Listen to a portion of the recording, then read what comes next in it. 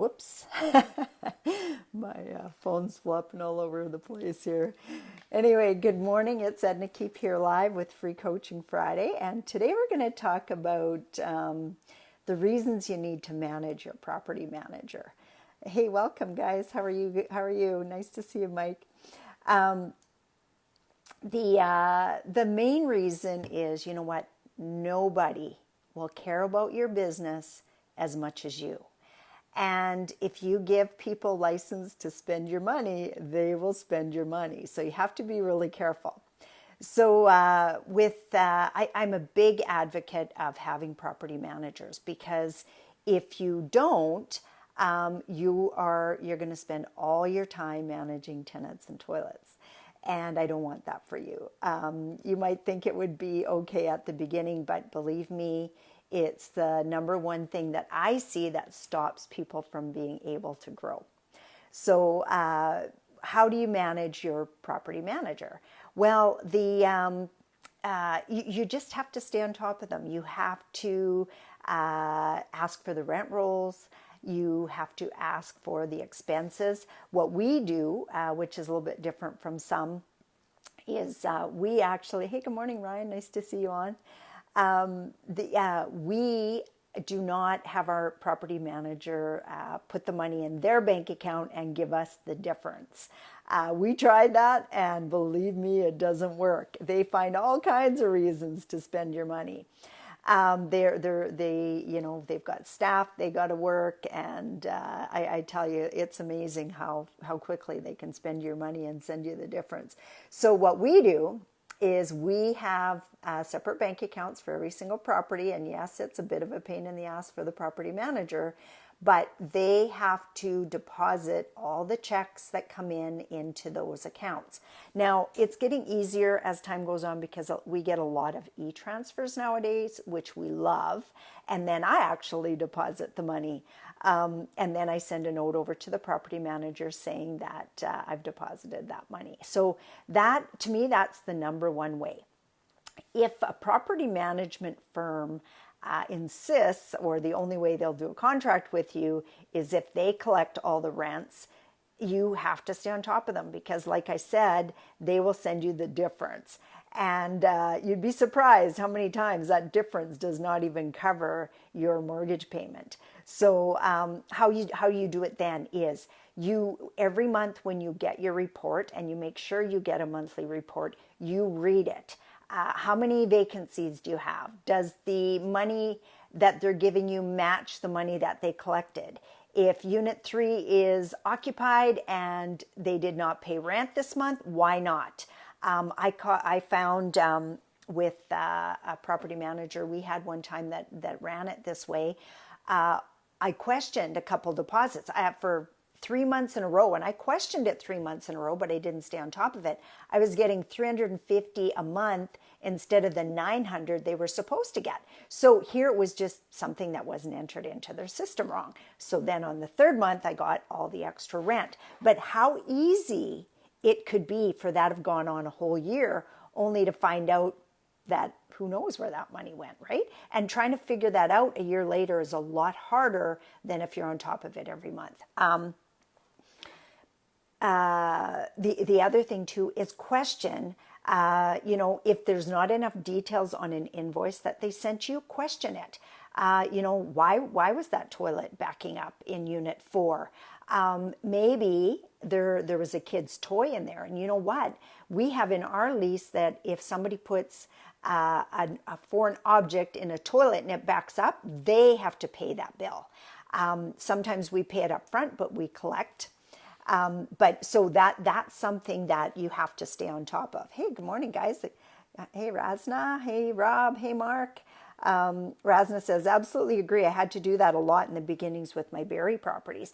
And you know what? Just recently, and I'm saying this because I just noticed Jill was on, her husband Drew was down in Prince Albert looking at some properties, and the seller was there, the owner, and he had found out that the property manager was renting, he was telling him that there was a bunch of vacancies, and he gets there to check on his property, and he finds out that he's got a bunch of gang members, drug lords maybe, in the building, and he's collecting cash from them. So the property manager is putting the cash in his pocket. He doesn't care what happens to the building, right? So you really, really have to monitor it from day one.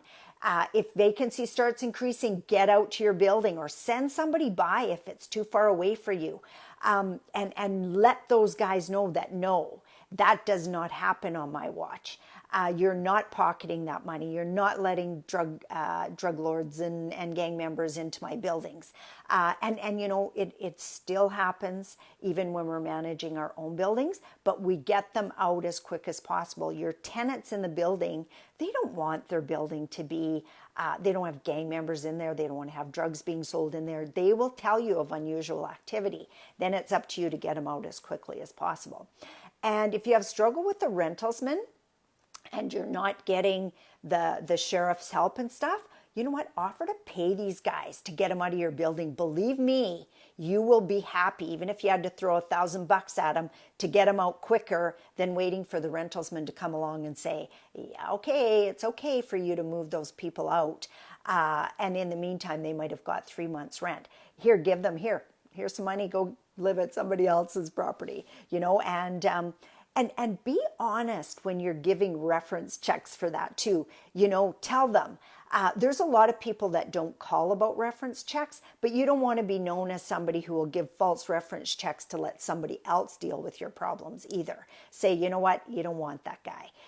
You don't have to go into the reasons or whatever. Just say I'm kicking him out for a reason. You have to look after yourself first. First and foremost, because otherwise your business can be run into the ground. What else? Okay. Another reason is there might be ways that you want your property managed that your property manager is not aware of. We really we have some criteria for our rental properties, and it has to be followed. We want credit checks, we want employment references, we want references of your last landlord. And if we don't get them, they don't get to move into our building. You'd be surprised how many false references you get too. So check on those references, or make sure that your property manager checks on those references. You have to be tricky sometimes. Instead of phoning and saying, hey, what kind of tenant was Joe Blow? You might want to phone and say, hey, I hear you have an apartment for rent. And when they say, no, I don't have any apartments, guess what? Probably not a very good reference, right? So sometimes you have to be tricky, especially if your little spidey senses are going off saying, you know, I got to check on this person. You know, be tricky. Do whatever you need to get that information that you need. Next one. The money issue is the biggest thing. You know, I have heard stories where property managers, good property managers who you've been referred to by somebody else, all of a sudden, guess what? They collect 2 months rent for your, 30 unit building, and they're gone. You know, you can't find them anywhere, and your mortgage isn't paid and your bills aren't paid. Don't give all the phone calls. So say for example, if somebody is arranging to get work done at your building, don't just give them free rein. You know, maybe if it's up to $100, let the property manager order that work done. Other than that, you order that work done. Maybe they're not, and also require that the unit number and building numbers on every single one of your invoices when it comes into you, because we've caught buildings where, we've got a property, just say 914 Athol, and they send us a bill for 920 Athol. And if you're not on top of that, and who's got to know that? You send that over to your bill paying clerk. She might just think, oh, well, that's just Athol, and pay it. And here it's not your bill in the long run. So you still have responsibilities when it comes to your bills and paying your bills and your invoices and stuff. And your property manager, just keep in mind that they could be they could be the best of the best. They still make mistakes. And it could be very easy that they put number 4, your property when it was actually number 4, somebody else's property. So you have to be on top of that, and don't be scared to ask the questions. What happened with that toilet? And you know what? Call the person who gave you the bill too. Don't always call the property manager. And I know that this is extra work, and you maybe don't have time to do that. And it's not like you have to do it on every bill that comes in. But look at your bills. If your spidey senses go off and you feel it's weird, make that call. It will save you so much money in the long run. Hey, good morning, Chris. Good morning, Terry. Nice to see you guys on. Do you guys have any questions about any of the reasons why you want to manage your property manager? Do you have any things that you do that I haven't mentioned yet? Like I said, we've been very lucky. My oldest daughter manages most of our properties. And, you know, she knows my checks and balances. She knows that if I don't have a rent from certain tenants by such a date, she's going to be getting questioned. So she knows that she has to have an answer for me. Most of the time, what I get her to do is when she's sending me the monthly rent rolls, she will put in there things like Mary from Unit 2 usually always pays on the 1st, but she called me today and she had a problem with her bank or her paycheck. She's going to pay us on the 5th. Then I go back in, and at the beginning of the month, I look at my rent rolls every day to see where the rent is, where if the rent is matching the rent roll. Sometimes I've deposited something and my property manager hasn't caught it yet. I just write it in. Security deposits, another big thing. When you get, say for example, your rent is $920 and you get $1,120. Why is that? Are they just paying extra out of the goodness of their heart? Chances are slim, right? Maybe it's security deposit. Maybe now they have a pet. If that's not written in the rent roll, you find out and you get to know why. Terry says, I need a manager to manage my business. You know what? We do. And as we grow, we have to add those members to our team who can help us do that. And, incentivize those guys too. One of the things that I've done with our property manager is if she gives a rent increase, say $50 a month, she gets that first month's rent increase. I think that's a great incentive to stay on top of your rents. Now, can we do that all the time? No. But she has to know the market, right? To know what we can increase rents by. And if she gets it for 1 month, I get it for 11 or longer, right? So there's incentives like that to help people out. I like to, even other staff members, I keep them at a certain amount for base, but boy, if they perform and outperform, bonuses are in order. Those are the people you want to keep. And the other ones, fire fast. If they're proving to be a dud right away, don't keep them. That's something I've learned School of Hard Knocks too, because I tend to like people and want to help them, and I know they've got bills to pay and mortgage to pay and they count on their job. But you know what? Ultimately, you have to look after yourself first. You cannot look after everybody else. Same with your tenants. Yeah, you might understand she's a single mom and she had to take days off from work because her kid was sick or whatever, but ultimately she still has to pay her rent. Can you give them a break and let them pay it, more next month or more in the 20th when family allowances come in? Absolutely. But you still have to stay on top of it. And nobody should care about your business as much as you do. So that's probably the biggest thing I can tell you. The other thing to do is make sure to check your leases. Yeah, Chris says that's my issue too. I like people and sometimes it's awkward.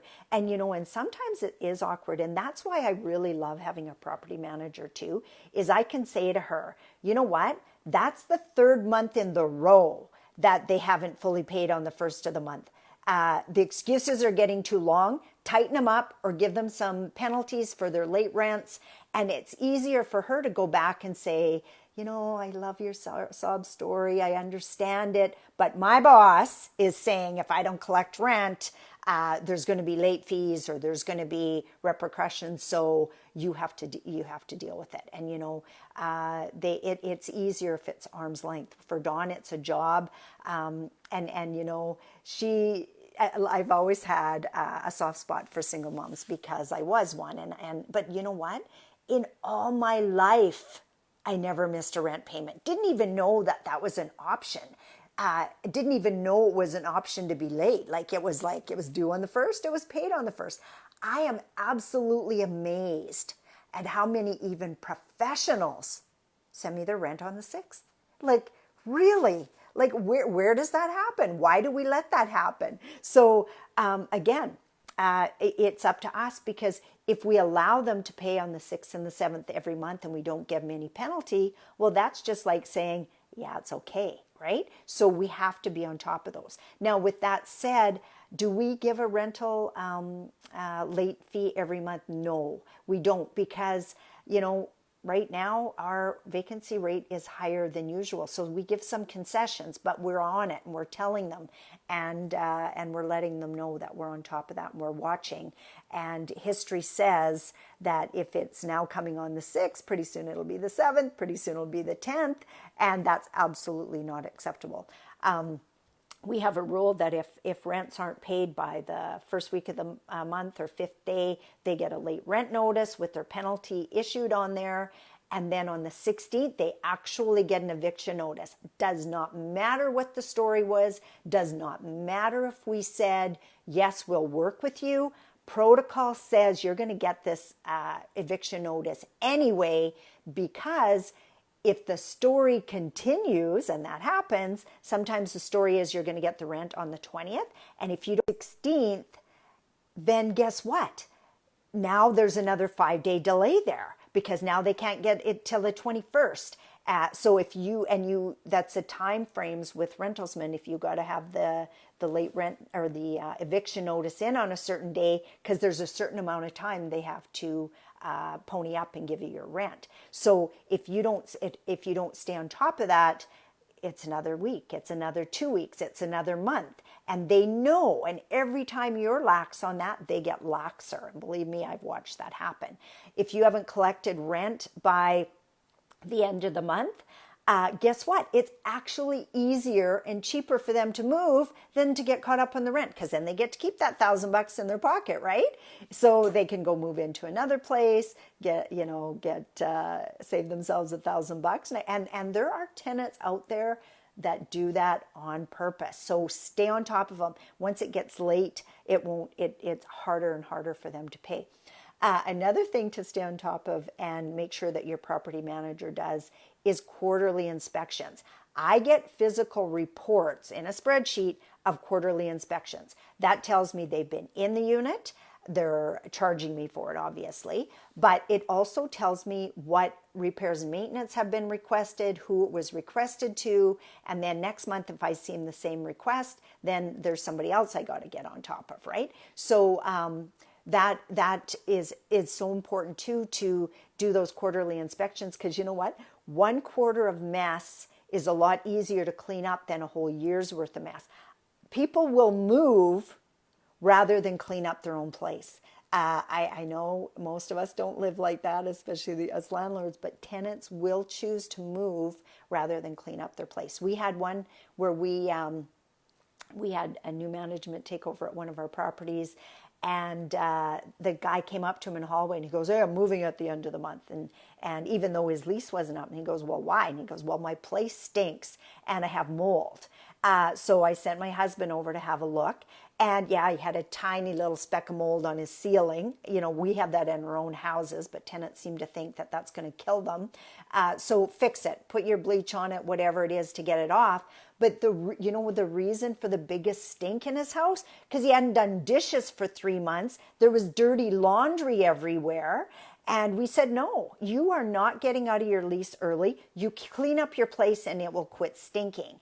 And, because of new management and past management and stuff, we hadn't been in there for 6 months. So that was our fault. If we'd have been in 3 months and nipped it in the bud and said, "Buddy, clean this place up, it's going to start stinking," then he would have been forced to clean it up. And a lot of times too, when they know you're coming over to do an inspection, they'll clean it up, So then that forces them to clean up, and there's not such a mess and not such a smell and everything else. So those quarterly inspections might seem like an extra cost that you got to pay your property manager, but believe me, it pays for itself over and over and over again.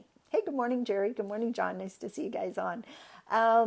Any questions about any of this? Does anybody have any challenges that they'd like to ask about with tenants that they've dealt with? You know, shoot me an email, write it in the comment section, and I'll make sure that you get your questions answered. Anyway, thanks very, very much for being on and listening, and hope that helps you with managing your property manager. And if you have any topics that you would love to hear me talk about, feel free to shoot me an email or a text. My email is edna@ednakeep.com, so that's always the best way to get hold of me. And I'd love to help you out. So I'll see you all on Mindset Monday. Bye for now.